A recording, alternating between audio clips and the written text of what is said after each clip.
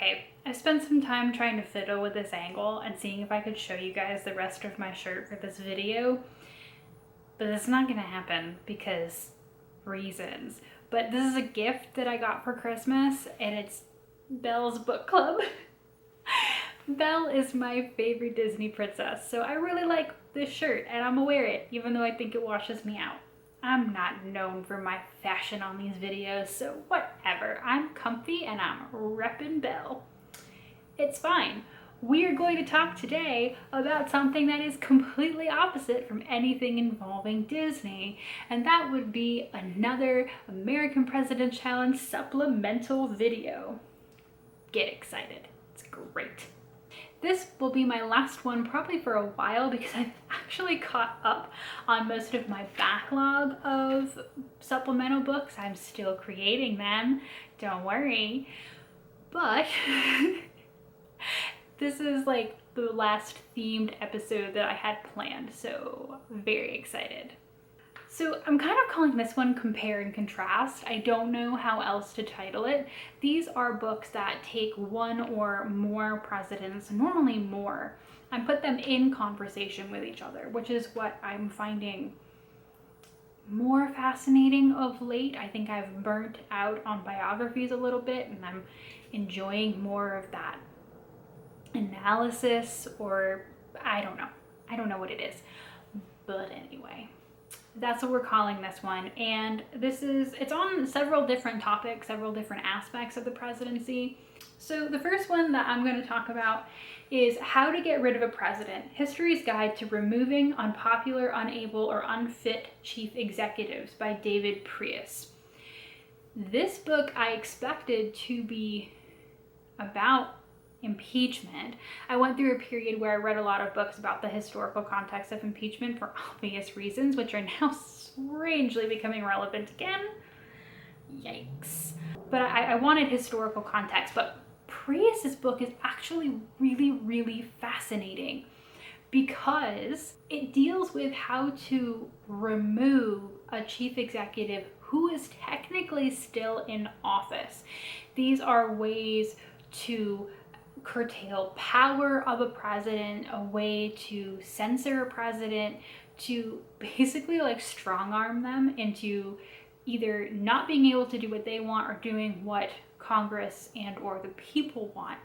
And it brought up some presidents that I didn't think really would have appeared in the book. Obviously it talks about people like Nixon, talks about Andrew Johnson, talks about Bill Clinton, but also talks about people like Lyndon Johnson, who's known as being an incredibly strong-willed president. You know, the Johnson treatment, he could get Congress to do what he wanted, but talking about how Congress dealt with him around Vietnam, and then obviously he chooses not to run for another term, which was an incredibly unprecedented decision. And you know, was that forced or was it his decision? Whatever, I'm not gonna get into that. So it was really interesting and not at all what I expected, but a little bit dry. So I wouldn't necessarily say it's a must read, but it really does delve deeper into the power dynamics of the three branches of government, the presidential office, what they can and cannot do. So that was really interesting. And again, comparing several different presidents that I did not expect to be included in that. Slightly more expected, I suppose, although in the end also different, was Impeachment, An American History by Jeffrey A. Engel, John Meacham, Timothy Naftali, and Peter Baker. So each of these four historians, who are a powerhouse in their own right, each take on a different presidential impeachment and write about it, how it happened, why it happened, and what happened, what the story of it was. And then it kind of culminates in a very powerful, here's when impeachment works and here's when it doesn't, here's what it should be used for. And I remember after the first Trump impeachment, he has been impeached by the House and they are delivering articles to the Senate for the second one at time of recording. I don't know what has happened after that. I'm going to release this later, so take this all with a past grain of salt. But regarding the first Trump impeachment, it had just happened when I read this book, and I remember putting it down and thinking, I really wish every lawmaker in that chamber had read this book previously, because there were some things that went wrong with that impeachment, things that went right.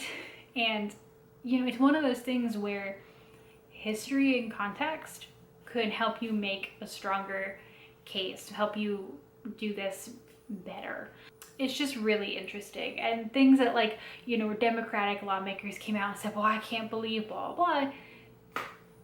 Yeah, history tells us that, some mistakes were made here, and where they were made because they've been made before.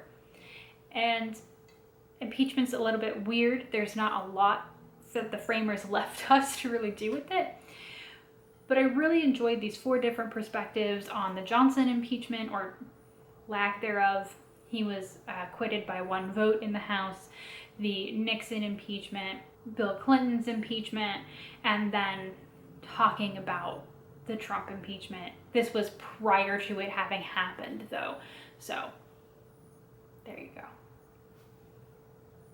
In other news, there is also Doris Kearns Goodwin's Leadership in Turbulent Times, which I read a bit more positive, if not entirely. So this takes a look at several presidents, such as Abraham Lincoln and Lyndon Johnson, and talks about their time in office and the incredible time they had to lead the country through, and what their leadership style was like. Leadership studies is a real and present thing that's really interesting. And this is part leadership studies and part history, because, Lincoln, Johnson, FDR, these people are very different leaders. The way they managed to get through the problems, or not get through the problems facing them, with how they dealt with people, how they dealt with the power of the presidency, how they believed they should use their power. It's just really interesting. And of course, Doris Kearns Goodwin is one of the preeminent historians of our time, presidential historians anyway. And her books, I've read so many of them at this point, and she is one of, if not the top find for me. I just devour her books.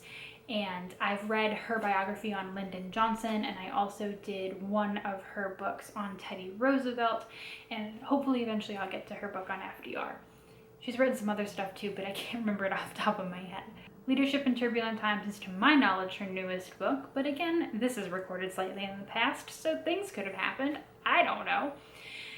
And I really enjoyed it, and I recommend it to people in the library to compare and contrast again these leadership styles, because I really would have loved to see, like, Lincoln and Lyndon Johnson in a room trying to, out-duel each other, because they in particular stick in my mind because they seem to have very, separate, opposite leadership styles. And these presidents really succeed or fail based on whether or not they can lead the nation correctly. So it was just good. It's good writing, good book, interesting topic. And again, that compare and contrast thing that I really enjoy. So this was a very interesting compare and contrast on a separate part of the presidency. So Kate Anderson Brower is an author that I brought up in my last Supplementals video, which I really, really like her stuff. But her newest book is Team of Five, The President's Club in the Age of Trump. And so this is looking at the life of the post-president. Because FDR was president for so long and then he died in office, when Truman took office, Hoover was the only remaining previous president. So there was only 2 of them. But at a point during the Trump presidency, there was 5 of them. With Joe Biden's inauguration and Trump becoming a former president, there is 5 again. But during that presidency, George H.W. Bush died. But this takes it on, considering him as one of those team of 5, talking about their relationships with each other, their relationship with the post-presidency. George H.W. Bush, for example, has a really, really fractious election cycle where Bill Clinton beats him. He serves only 1 term. Well, in the post-presidency, George H.W. and Bill Clinton become super great friends. Clinton is basically like another son to him, which is crazy, and I loved hearing their stories. That was great. And in a similar fashion, George W. Bush and the Obamas have become decent friends. But the Clintons and the Obamas don't get along as well, according to this book. But one of Brower's points is that it's actually sometimes easier to be, friends with the opposite party predecessor or antecedent. So it's just interesting. It's really crazy. Jimmy Carter shows up, and Jimmy Carter is as much of an outlier as he was in the presidency, as he is in the post-presidency. People, he's like, oh, it's Jimmy. You can't deny that he's an amazing person, but he's definitely marching to the beat of his own drummer, and that was super fascinating. And people like Jimmy Carter have taken the post-presidency to do good work, and then people like the Clintons have just raked in a ton of money, as have the Obamas. So it's just interesting to see how these different people, their relationships change and everything else in the post-presidential years, and how they were trying to operate under Trump, who was far and above past Jimmy Carter, one of the most unique presidents to ever hold that office. And Trump has proven in the past that he does not see that fraternity as something that is important to him, and I will be interested to see if Brower at some point does an updated version of this, trying to show us what that picture looks like, because I have to imagine it's going to be an interesting one. But it really just gave me a lot of context for instance, the message that George W. Obama and Clinton gave during the Biden inauguration, for example. Just really interesting to see this book kind of in the flesh to a certain extent. So, and again, Brower is just a good writer. So, interesting. So I talked about this book in my top 5 books of 2020 video because it made that list. It is The Hardest Job in the World, The American Presidency by John Dickerson. This is such a fascinating book. It is an evolution of the presidency from Washington to Trump in a way that it's part about the evolution of the office, but it's also part about the evolution of how we perceive the office. And while these things sound similar, they are not the same.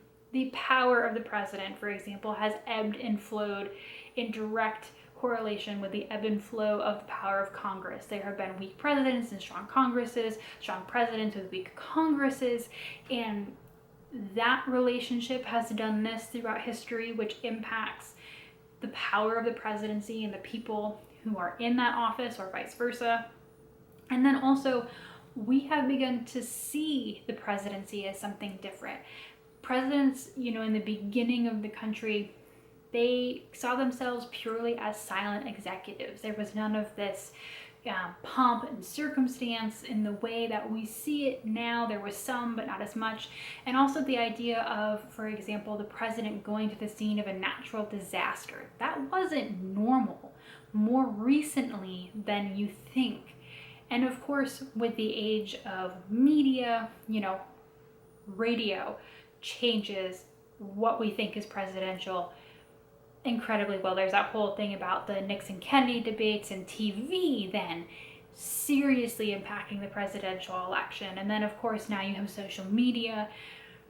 And we change as people. What we need from the president is different. And this book it was just so good. There are times when I get really, really frustrated with books that include the Trump presidency, because up until a short while ago, it wasn't over. So these people make these claims or say these things, but we're too close to it. It wasn't over. It feels unfinished or uncertifiable in a way that frustrates me. But the things that Dickerson has to say about the Trump presidency, for better or for ill, are undeniable. There are things that will never be the same again. And the faster we understand what those are, where they came from, their historical context. What is it that has changed in the office of the presidency now? The faster we can understand that and move forward as a country, because, I don't think we think often enough. What do we consider presidential? What is a good president in the media age? Because often optics can overshadow so much. So I really enjoyed it. I highly recommend it. Obviously, I read 270 books last year, and I love that one a lot. So put that one out of all of these on your reading list if you are interested. I am going to stop there. I've been chatting for a while, and I hope that you have enjoyed this, and I will talk to you guys, maybe not about presidents, sometime soon. Thanks, guys. Bye.